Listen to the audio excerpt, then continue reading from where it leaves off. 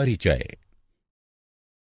पिताजी, मैं इस दिक्सूचक यंत्र को देख रहा हूं जो कि आपने मुझे जन्मदिन पर दिलवाया था।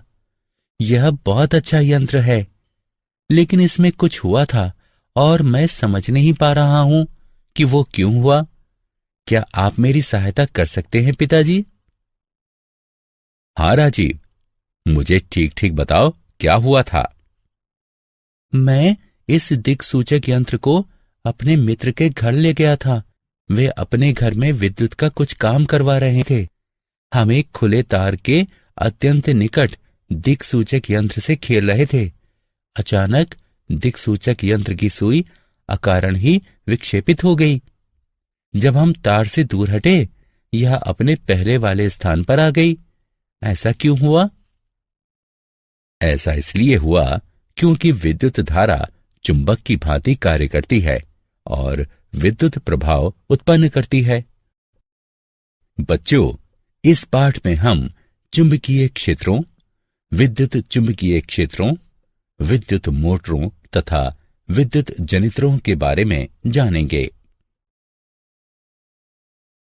उद्देश्य।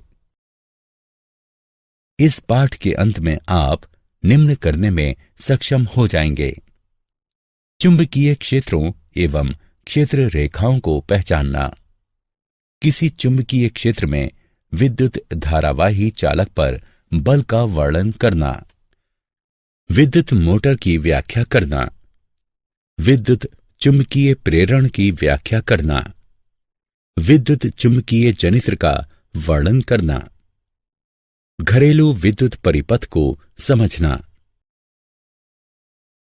चुंबकीय क्षेत्रों एवं क्षेत्र रेखाओं का सिंहावलोकन।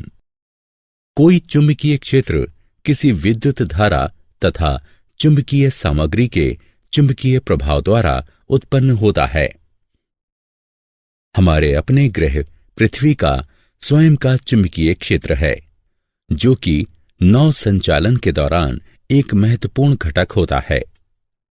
चुंबकीय क्षेत्र का प्रयोग अनेक विद्युत उपकरणों जैसे ट्रांसफार्मर आदि में भी किया जाता है।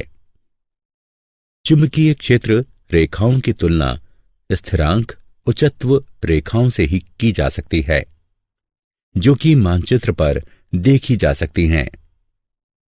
चुंबकीय क्षेत्र रेखाएं चुंबकत्व की साधारण परिकल्पनाओं की सरल व्याख्या करने में सहायक होती हैं।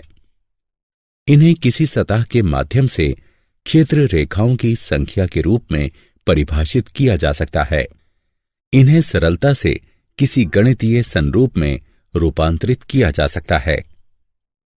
चुंबकीय क्षेत्र रेखाएं दृष्टिगत रूप से उत्तर ध्रुवीय प्रकाश में प्रदर्शित होती हैं, जहां पृथ्वी के चुंबकीय क्षेत्र की दिशा के साथ साथ देखी जा सकने वाली चमकीली रेखाएं उत्पन्न होती हैं।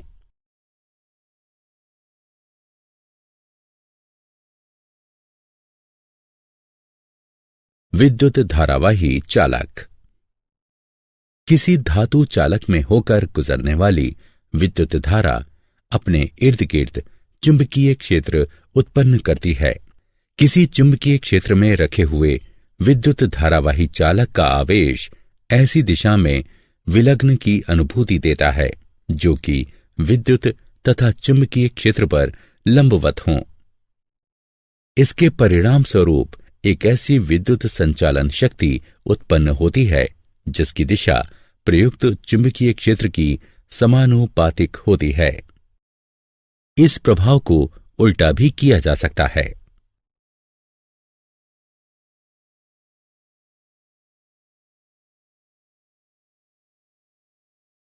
चुंबकीय क्षेत्र, सीधे चालक से होने वाला विद्युत प्रवाह। जैसा कि आपने पहले देखा, आइए देखते हैं कि क्या होता है यदि हम तार में हो रहे विद्युत प्रवाह को परिवर्तित कर देते हैं। दिक्सूचक यंत्र पर पड़ने वाला प्रभाव भी अलग अलग होता है। तो यदि आप विद्युत प्रवाह में वृद्धि करते हैं तो दिक्सूचक यंत्र की सुई के विक्षेपण में भी वृद्धि हो जाएगी। इससे हमें पता चलता है कि किसी दिए गए बिंदु पर उत्पन्न हुआ चुंबकीय क्षेत्र का परिमाण तार में प्रवाहित विद्युत धारा में वृद्धि होने पर बढ़ जाएगा। अब दिक्सूचक यंत्र को तार में प्रवाहित हो रही विद्युत धारा से दूर ले जाने का प्रयास कीजिए। आप देखेंगे कि जैसे ही तार एवं दिक्सूचक यंत्र में दूरी बढ़ेगी, चालक में दिए गए विद्युत प्रवाह के द्वारा उत्पन्न चुंबकीय क्षेत्र घट जाएगा। मैक्सवेल का कॉर्कस्क्रू नियम। मैक्सवेल का कॉर्कस्क्रू नियम, जिसे दक्षिण हस्त अंगुष्ठ नियम भी कहा जाता है, यह बताता है कि विद्युत धारा की दिशा में कॉर्कस्क्रू घुमाने से विद्युत धारा की दिशा के साथ साथ चुंबकीय क्षेत्र की दिशा भी नीचे की ओर लंबवत बदल जाती है। यदि हम कॉर्कस्क्रू को विद्युत धारा की दिशा में नीचे की ओर घुमाते हैं और कॉर्कस्क्रू का हैंडल दक्षिणावर्त घूमता है, तो चुंबकीय क्षेत्र की दिशा दक्षिणावर्त में होगी। अतः जब विद्युत धारा ऊपर की ओर बहती है तो चुंबकीय क्षेत्र की दिशा परिवर्तित हो जाती है और वामावर्त हो जाती है। चुंबकीय क्षेत्र, वृत्ताकार लूप से होने वाला विद्युत प्रवाह। आइए अब देखते हैं कि क्या होता है जब वो तार जिसमें हम विद्युत धारा प्रवाहित करते हैं वृत्ताकार ढंग से रखा जाता है। इसके चारों ओर संकेंद्रित वृत्तों में चुंबकीय क्षेत्र उत्पन्न हो जाता है। छड़ चुंबक को धीरे से तार से दूर करने का प्रयास कीजिए। जैसे ही हम पाश के केंद्र तक पहुंचते हैं, संकेंद्रित वृत्त सरल रेखाओं के रूप में उत्पन्न हो जाते हैं। संपूर्ण चुंबकीय क्षेत्र एक सरल रेखा के जैसा प्रतीत होता है। अब इस पर मैक्सवेल का कॉर्कस्क्रू नियम लागू करने का प्रयास कीजिए और देखिए कि क्या तार का प्रत्येक खंड एक ही दिशा में चुंबकीय क्षेत्र उत्पन्न करने में सक्षम है।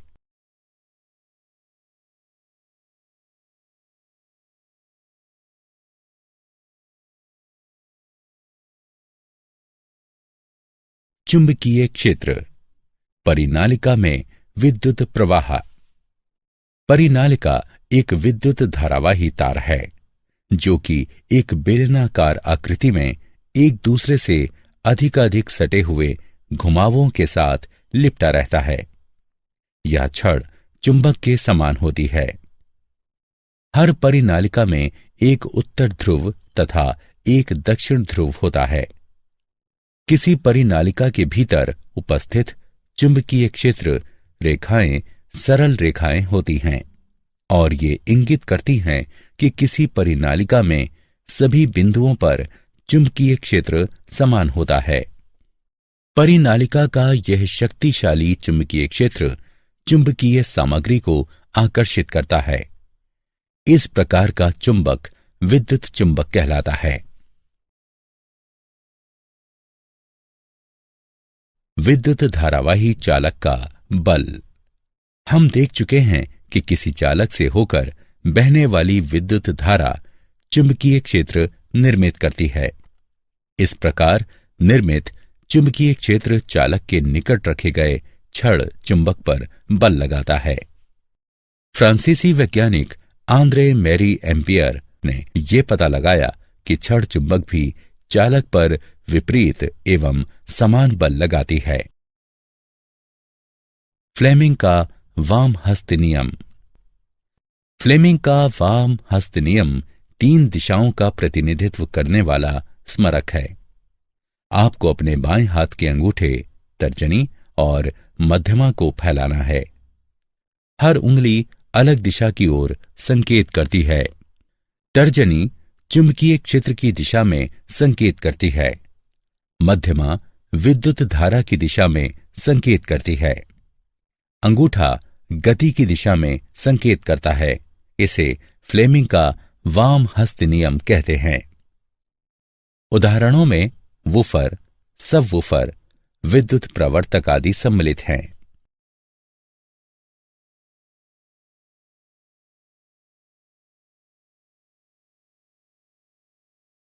विद्युत मोटर। विद्युत मोटर एक विद्युत यांत्रिक उपकरण है।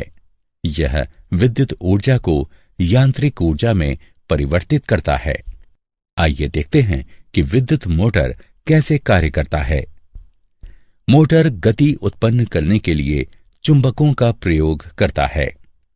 विद्युत मोटर के भीतर चुंबक का आकर्षित करने वाला बल तथा प्रतिरोधी बल मिलकर घूर्णन गति उत्पन्न करते हैं।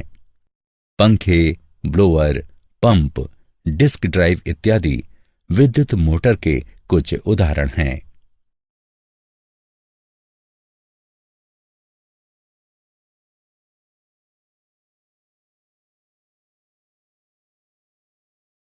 वैद्युत चुंबकीय प्रेरण।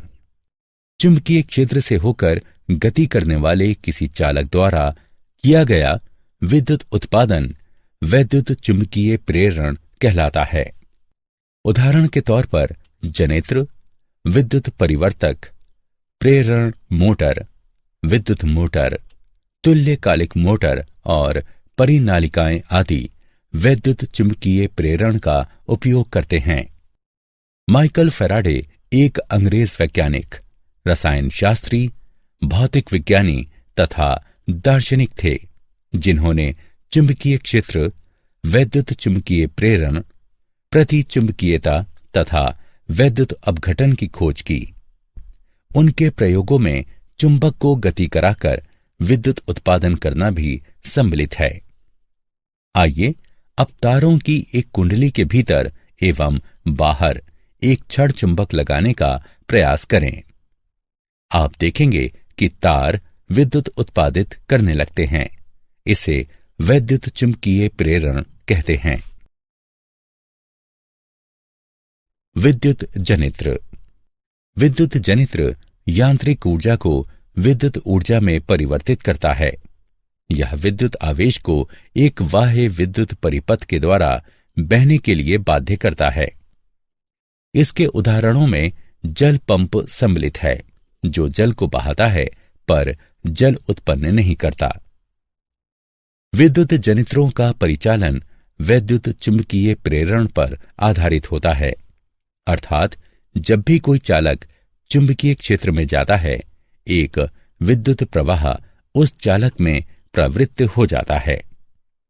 यदि किसी कुंडली के भीतर कोई चुंबक घूम रहा है तो कुंडली में प्रत्यावर्ती धारा प्रवृत्त हो रही है।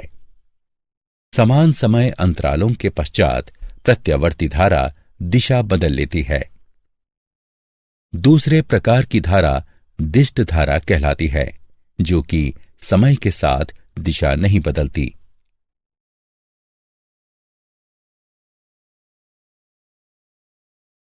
घरेलू विद्युत परिपथ। विद्युत शक्ति जहां प्रयोग में लाई जाती है, वहां से काफी दूर इसका उत्पादन होता है। विद्युत उत्पादन केंद्रों पर विद्युत का उत्पादन 50 हर्ट्ज की प्रत्यावर्ती वोल्टेज आवृत्ति के साथ 11,000 वोल्ट पर होता है। विद्युत को विभिन्न स्थानों पर उपभोग के लिए उच्च वोल्टेज पर पारेषित किया जाता है, ताकि पारेषण के दौरान ऊर्जा की हानि कम से कम हो। विद्युत शक्ति हमारे घरों में 3 तारों द्वारा प्रवेश करती है। ये हैं विद्युन्मय तार यानी लाल तार, उदासीन तार यानी काला तार तथा अर्थ का तार यानी हरा तार।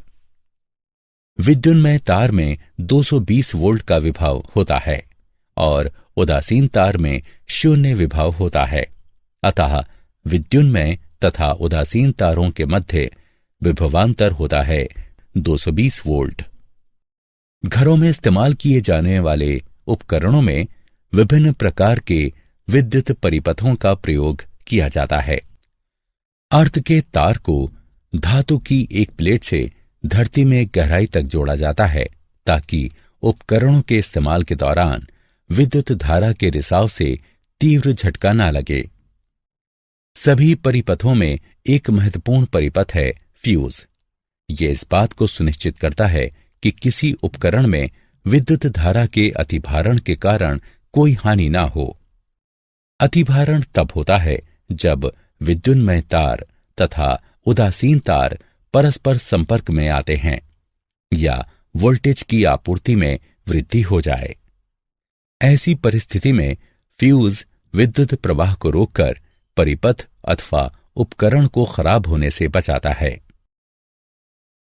क्या आप जानते हैं, छड़ चुंबक के क्षेत्र के विपरीत धरती का चुंबकीय क्षेत्र समय के साथ परिवर्तित हो जाता है, क्योंकि यह धरती के बाह्य भाग पर ढली हुई लौह मिश्र धातुओं के चालन के कारण बना होता है। फ्लेमिंग का वाम हस्त अंगुष्ठ नियम विद्युत मोटरों में प्रयुक्त होता है, जबकि फ्लेमिंग का दक्षिण हस्त नियम विद्युत जनित्रों में प्रयुक्त होता है। मोटरों एवं जनित्रों में पृथक पृथक हाथों का प्रयोग किया जाना चाहिए, क्योंकि मोटरों एवं जनित्रों के कारण और प्रभाव में अंतर होता है। सारांश। आइए हमने जो कुछ सीखा है उसे संक्षेप में दोहराएं। चुंबकीय क्षेत्र एवं चुंबकीय क्षेत्र रेखाएं कैसे उत्पन्न होती हैं? किसी चुंबकीय क्षेत्र में विद्युत धारावाही चालक पर बल। विद्युत मोटर क्या है और यह कैसे कार्य करता है? वैद्युत चुंबकीय प्रेरण क्या है और इसके क्या उपयोग हैं? वैद्युत चुंबकीय जनित्र है और ये कैसे कार्य करता है? घरेलू विद्युत परिपथों में तारों एवं फ्यूज का उपयोग।